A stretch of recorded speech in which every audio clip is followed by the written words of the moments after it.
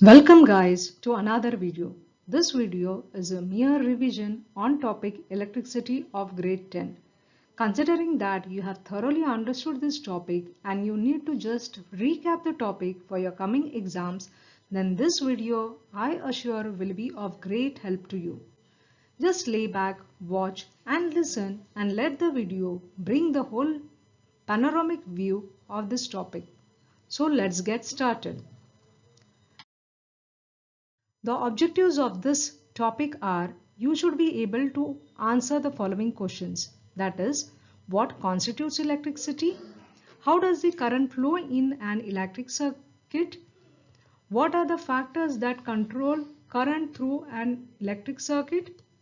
How resistance varies when connected in series and when in parallel? And last, what is the heating effect of electric current and what are its applications? So, what constitutes electricity? Electric circuit is a closed and continuous path of an electric current. And electric current is amount of charge flowing through a particular area in unit time.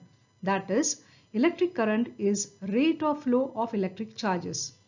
So, electric current I is amount of charge upon T, which is equal to capital Q upon T, which is equal to NE upon T. So amount of charge Q is equal to number of charge carriers into the charge on each carrier. Here electron is a carrier, so number of electrons is N into charge on one electron, that is E. Charge on electron is minus 1.6 into 10 to the power minus 19 coulomb. Since electron is a negative particle, so we have here negative sign. SI units. 1 ampere is equal to 1 coulomb per 1 second. Now, the direction of electric current is opposite to the direction of flow of the electrons. Electrons flow from negative to positive terminal, whereas direction of current is from positive to negative. An instrument used to measure current is called as ammeter and it is always connected in series with the conductor. Small quantities of electric current are milliamperes and microamperes. 1 milliampere is 10 to the power minus 3 amperes. 1 microampere is 10 to the power minus 6 amperes. Now, how does the current flow in an electric circuit? The electrons move only if there is a difference of electric pressure, that is, potential difference along the conductor. This difference of potential may be produced by a battery consisting of one or more electric cells. The chemical action within a cell generates the potential difference across its terminals even when no current is drawn from it. However, when this cell is connected to the conducting circuit element, the potential difference sets the charges in motion in conductor and produces electric current. In order to maintain the current in an given electric circuit, the cell has to expend its chemical energy stored in it. Now, the electric potential difference between 2 points is the amount of work done to move a unit charge from one point to another. So, potential difference V is equal to work done W upon charge Q. SI units 1 volt is equal to 1 joule per 1 coulomb. An electrical instrument that measures potential difference is known as voltmeter. It is always connected across or parallel to the conductor through which we want to measure the potential difference. Next, what are the factors that control current through an electric circuit? For this, we need to understand Ohm's law, which is valid only for conductors and metals. What does Ohm's law states? It states the potential difference across the ends of metallic wire in an electric circuit is directly proportional to the current flowing through it, provided its temperature remains same. So Ohm's law, which is valid only for conductors, potential difference is proportional to the electric current. The proportionality constant is R, so V is equal to IR. If we plot a graph of I versus V, we get a straight line passing through origin. The slope of this graph gives us R, which is a constant for a given conductor. Resistance is a property of a conductor to resist the flow of charges and it depends on length of the wire and area of cross section. R is equal to rho L upon A. Rho is electrical resistivity of material, and like resistance it varies with temperature. SI unit for resistance is ohm, and for resistivity it is ohm meter. Now resistivity for different materials. Resistivity, the unit is ohm meter. For conductors, the range of resistivity is 1.6 into 10 to the power minus 8 ohm meter to 1.84 into 10 to the power minus 6 ohm meter. And the examples of conductors are silver, copper, aluminium, nickel, mercury, etc. Whereas for alloys, the resistivity range is 49 into 10 to the power minus 6 ohm meter to 100 into 10 to the power minus 6 ohm meter. And examples of alloys are constantan, which is copper and nickel, manganium, which is copper, manganese, nickel, nichrome, nickel, chromium, manganese, iron. Insulators. The range for insulators is 10 to the power 10 to 10 to the power 17, and its examples are glass, rubber, ebonite, diamond, paper.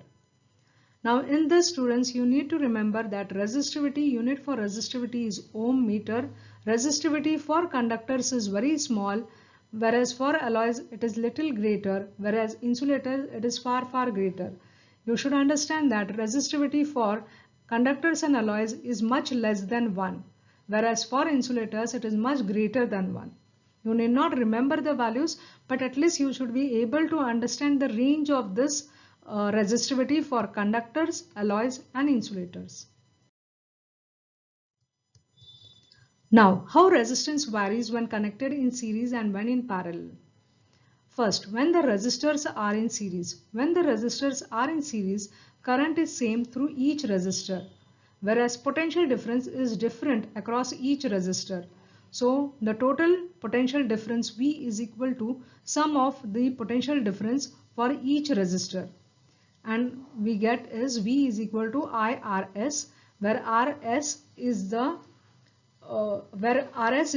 series resistance, or the sum of resistance for sum of all the resistances in series. Resistors in parallel. Current here is different through each resistor. Potential difference is same across each resistor. So using this equation, V is equal to I1R1, V is equal to I2R2 and V is equal to I3R3. Using Ohm's law, I1 is equal to V upon R1, I2 is equal to V upon R2 and I3 is equal to V upon R3. So sum of all these currents gives us 1 upon Rp is equal to 1 upon R1 plus 1 upon R2 plus 1 upon R3. This becomes the resistance for parallel resistors. What is heating effect of electric current and what are its applications? We know battery or a cell is a source of electrical energy. The chemical reaction within it generates potential difference between its two terminals that sets the electrons in motion to flow as current through the resistors connected to it. This source keeps expending its energy to maintain the current flow, and some amount of it also goes in form of heat to raise the temperature of the gadget. However, if electric circuit is purely resistive, the source energy is continuously dissipated entirely in form of heat. This is known as heating effect of electric current, and this effect is utilized in electric devices such as electric heater, electric iron, electric toaster, etc. Consider current I flowing through a resistor of resistance R. V be the potential difference across it and T be the time for which the charge Q flows. Now work done W in moving charge Q through potential difference V is equal to V into Q. This work done is same as amount of energy consumed in the circuit. So W is equal to electrical energy, and which is same as the energy that gets dissipated in the resistor as heat. So E electrical energy is equal to amount of work done, which is equal to the amount of heat energy dissipated, which is equal to VQ. So heat dissipated, we can say H is equal to VQ. Q I can write as IT. V I can write as IR using Ohm's law. So it becomes I square RT, which is known as Joule's law of heating. This gives the rate at which the electric energy is dissipated or consumed in an electric circuit. The generation of heat in a conductor is an inevitable consequence of electric current. Many cases this is an undesirable effect as it converts useful electrical energy into heat, thus raising the temperature of the components and hence may alter properties of the components. But the heating effect of electric current is also beneficial as in case of electric iron, electric toaster, electric kettle and electric heater. Joule's heating effect used in electric bulb. Electric heating is used to produce light in electric bulb. The filament used in bulb is of very high resistance and also its melting point is high. So when current passes through it, due to high resistance, heat is generated which makes the filament hot and thus emits light.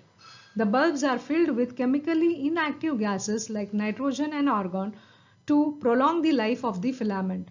Most of the power consumed by the filament appears as heat, but a small part of it is in form of light radiated.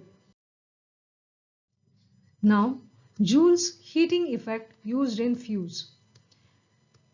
Electric fuse is a safety device which prevents the damage of electrical circuits and also prevents possible fires. It is placed in series with the device and consists of piece of wire made of metal or an alloy of appropriate melting point. It is encased in a cartridge of porcelain or similar material with metal ends. For domestic purposes, they are rated as 1 ampere, 2 ampere, 3 ampere, 4 ampere, 5 ampere, etc. If current larger than specified value flows through the circuit, the temperature of the fuse increases. This melts the fuse wire and the circuit breaks, thus preventing damage to the appliance. Now, electric power is defined as amount of electric energy consumed in a circuit per unit time. So, P is equal to W upon T and W is VQ upon T is equal to VI. According to Ohm's law, V is equal to IR. So, if we substitute P is equal to VI, V as IR, so IRI, that is I square R. Also, I is equal to V by R. So, P is equal to VI. So that is equal to V into V upon R, so V square R. SI unit of electric power is watt. Practical unit of power is horsepower. 1 horsepower is 746 watts. Commercial unit of electric energy is kilowatt hour and is known as unit. 1 unit is equal to 1 kilowatt hour, which is equal to 1000 watts hour. If we write this hour in seconds, so 1000 into 3600 watts second. So that is equal to 3.6 into 10 to the power 6 watts second, which is equal to 3.6 10 to the power 6 joules. That's how the topic ends with electric power. Hope the video helped to quickly review the topic on electricity. Do put in the comments your experience of recapitulating this topic. So, bye for now. Do like, share and subscribe the channel for more such videos. Thank you.